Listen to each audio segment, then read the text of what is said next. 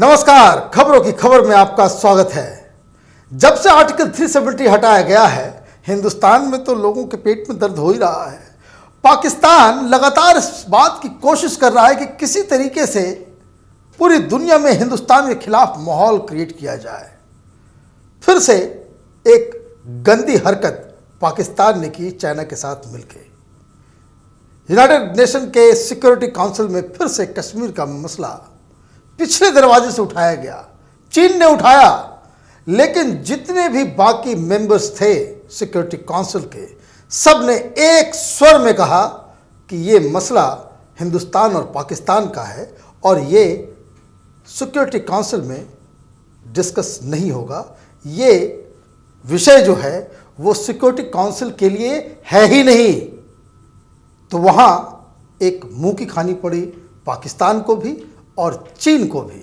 ये घटना कल की है। आज क्या हुआ? आज रूस ने एक जबरदस्त बयान जारी किया है।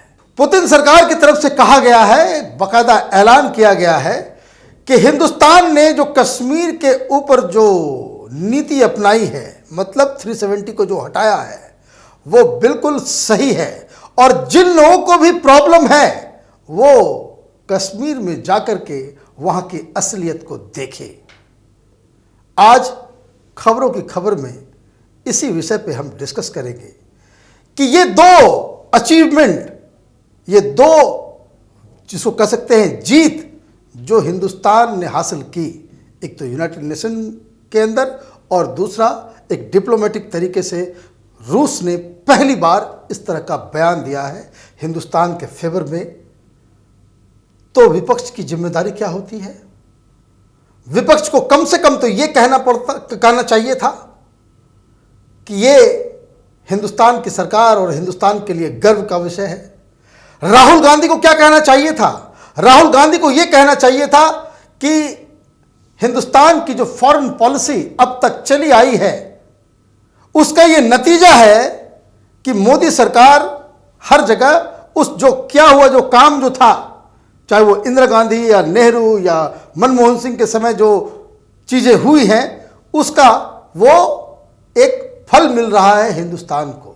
लेकिन पता नहीं राहुल गांधी क्या खाते हैं, क्या पीते हैं और विचारधारा का कौन सा अफीम इन्होंने चाट रखा है कि हिंदुस्तान को जब भी इंटरनेशनल फोरा पे जब उनको हिंदुस्तान की विजय होती है, ये मायूस हो जाते हैं। अचानक से एक ऐसा बयान देते हैं जो ठीक वही बयान होता है जो पाकिस्तान पूरी दुनिया में फैलाना चाहता है।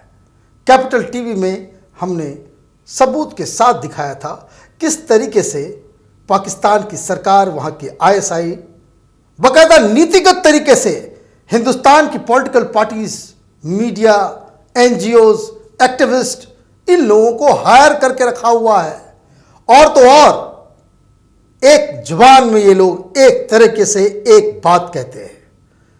अभी क्या हुआ, ये सवाल आज मैं इसलिए उठा रहा हूं कि अभी कुछ दिन पहले आपको याद होगा 17 देशों से राजनयिक डिप्लोमैट्स कश्मीर आए थे जायजा लेने के लिए कि क्या वाकई ये जो पाकिस्तान कह रहा है, ये जो राहुल गांधी, ये जो लेफ्ट लिबरल कबाल है, जो वॉशिंगटन पोस्ट है, ये जो न्यूयॉर्क टाइम्स है, ये लोग जो कह रहे हैं कि यहाँ 80 लाख लोगों को बंदी बना लिया गया है, वहाँ पे ह्यूमन राइट्स की पूरी तरह से अवहेलना हो रही है, कत्लो गारत चल रहा है, तो क्या वाकई ये सही है? तो राजनयिक आए, उन्होंने कश्मीर को अपनी आंखों से देखा और इन सारे लोगों ने एक स्वर में कहा कि ये जो प्रोपेगेंडा पूरी दुनिया में चल रहा है वो हकीकत से बिल्कुल अलग है। लेकिन अब आप देखिए, ये जो सीए का जो विरोध हो रहा है उसका चरित्र किस तरीके से हो गया है। पाकिस्तान पूरी दुनिया में सीए को लेकर के, मैं आपसे गुजारिश करता हूं कि कम से कम कोई भी ओपिनियन अगर आप बनाते हैं तो उस पर जरूर आप रिसर्च करें। पाकिस्तान में जो डिबेट चल रहा है सीए को लेकर के, आपको मालूम है वहां लोग क्या कह रहे हैं? वहां लोग ये कह रहे हैं कि जितने भी जो मोदी सरकार जो है वो मुसलमानों की नागरिकता छीनने का पूरा प्लान उन्होंने बना लिया है। वही भाषा, वही लैंग्वेज, वही चीज, वही अफवाह जो हिंदुस्तान के मुसलमानों को जिसके जरिए बरगलाया जा रहा है। कोइंसिडेंस नहीं है ये बाकायदा एक प्लान है। किस तरीके से मणिशंकर अय्यर पाकिस्तान जाते हैं, पाकिस्तान से आते हैं, और आज तो बड़ा अजीबोगरीब एक घटना घटी है। ये लेफ्ट लिबरल कबाल की एक पत्रकार है, हिंदुस्तान छोड़ के वो स्वीडन में रुकी हुई है, आर्टिकल पैसे लेकर के वो आर्टिकल्स लिखती हैं दुनिया भर के अलग अलग मैगजीन्स में, और हिंदुस्तान की बखिया उखेड़ती है। वही बात जो पाकिस्तान प्रोपेगेंडा करता है, ठीक वही लाइन लेकर के वो आर्टिकल लिखती हैं। तो आज जो इमरान खान की जो प्रेस की जो सलाहकार है, जो मीडिया सलाहकार है इमरान खान की, उसने एक ट्वीट करके धन्यवाद दिया है। अब हिंदुस्तान के जर्नलिस्ट को पाकिस्तान की सरकार, वहां का मीडिया सलाहकार उसकी तारीफ करे, तो इसका क्या अर्थ लगाया जाए? इसका क्या अर्थ लगाया जाए कि आप हर बात जो पाकिस्तान कहेगा आप उसको हिंदुस्तान में दोहराएंगे? और सबसे शर्मनाक बात, जिस तरीके से देवेंद्र सिंह के मसले को उठाया जा रहा है, जिस तरीके से पुलवामा अटैक के ऊपर सवाल किए जा रहे हैं, ये वही सवाल है जो पाकिस्तान हिंदुस्तान के ऊपर आरोप लगा रहा है। वो कहते हैं कि फॉल्स फ्लैग, आपको याद होगा ये नेक्सस किस तरह का है पाकिस्तान के ये पैसे पे जो ये लोग जो हिंदुस्तान के अंदर में देशद्रोह का काम कर रहे हैं। मुंबई धमाका हुआ था, यही दिग्विजय सिंह, अजीज बर्नी नाम का एक सहारा में एडिटर हुआ करता था उर्दू अखबार का, उसने एक किताब लिख डाली कि जो मुंबई में धमाका हुआ उसमें आरएसएस के लोग थे, हिंदू आतंकी थे। पूरी थ्योरी उसने गढ़ दी। क्यों गढ़ दी? क्योंकि पाकिस्तान में जैसे ही ब्लास्ट हुआ था मुंबई में, जो ये जो पूरा मुंबई हमला जो हुआ था, कसाब का पूरा जो घटना जो घटी थी, उसके तुरंत बाद पाकिस्तान की मीडिया ने ये प्रोपेगेंडा शुरू कर दिया था, ये फॉल्स फ्लैग है, हिंदुस्तान की सरकार ने खुद ही अपने ऊपर हमला करवा लिया है। और हिंदुस्तान में किताब भी छाप दिया गया, और उसको इनॉग्रेट करने के लिए दिग्विजय सिंह भी पहुंच गए। ठीक उसी तरीके से जब उरी हुआ, इन्होंने यही कहा कि फॉल्स फ्लैग है, सरकार ने खुद अपने ऊपर हमला करवाया है। पुलवामा हुआ, जैसे ही पुलवामा की घटना हुई, 1 घंटे बाद वहां से यह खबर आ गई, ट्वीट कर दिया गया पाकिस्तान की आर्मी की तरफ से कि ये वहां के लोकल बॉयज थे,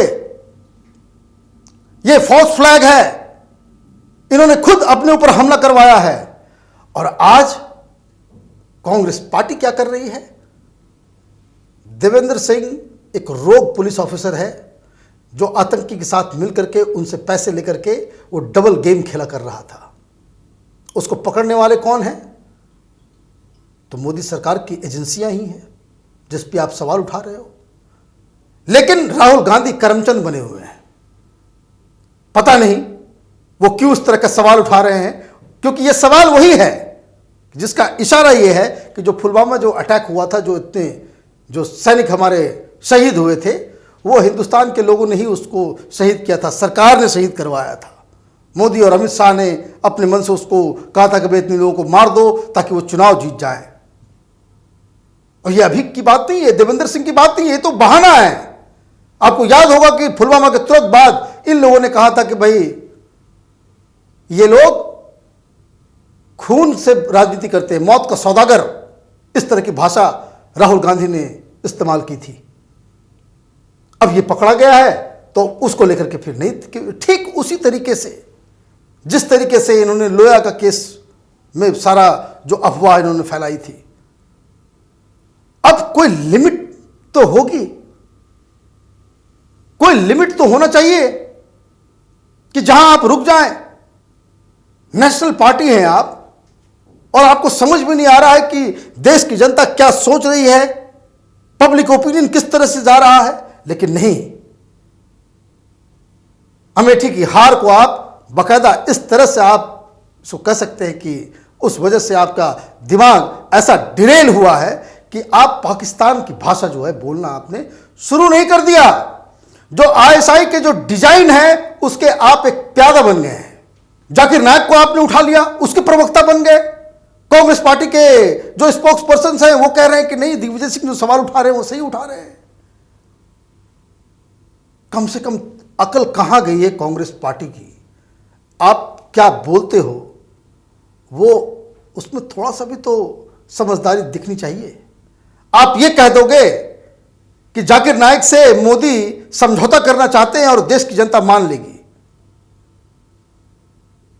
देश की जनता आपकी तरफ मूर्ख नहीं है, वो सब कुछ देखती है और समझती है।